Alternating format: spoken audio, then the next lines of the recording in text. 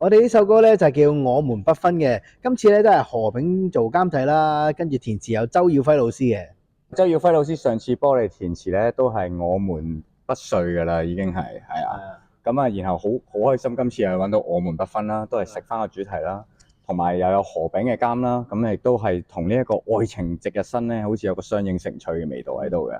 因為我哋又會揾到我哋嘅阿 K 做我哋嘅女主角，今次有份唱添啊！頭先都阿聰都同我哋講啦，上次就同我老婆就依依泣泣，今次直情娶埋我老婆咁樣。係啊，咁佢已經覺得我哋四個好奇怪㗎啦，係啊，但係佢都要喺度出現探班嘅，係啊，好好，最主要係睇住個老婆啦，係啊。阿 K 你有咩感想咧？我中意佢哋咯，佢哋得人中意啊嘛，你睇下，幾多人中意？係啊。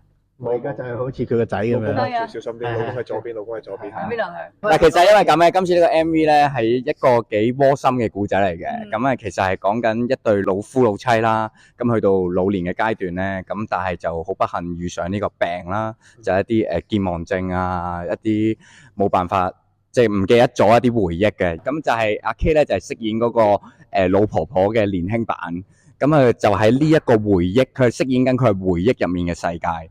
咁係透過呢個回憶嘅世界去摸索翻，究竟我失去咗啲咩記憶呢？而我哋四個呢，其實就係分身飾演女主角眼中嘅老公，四種唔同嘅形態，係啦，即係有啲人格分裂，我哋分做四格咁樣。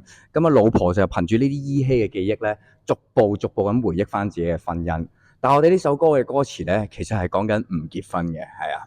咁但係唔結婚呢，就唔代表啲咩嘅，係啦，因為真正嘅不分咧，係無論你結婚定係唔結婚，都係不會分開，我哋都會成為一嘅。所以周耀輝老師寫呢個詞係非常之即係一詞兩義啊，唔結婚但係唔分開。唔係，我覺得今次咧都承接翻我哋上次咧同阿 K 做好多好 sweet 嘅嘢，我哋今次都有翻嗰啲畫面出現嘅。係啊，咁開唔開心啊？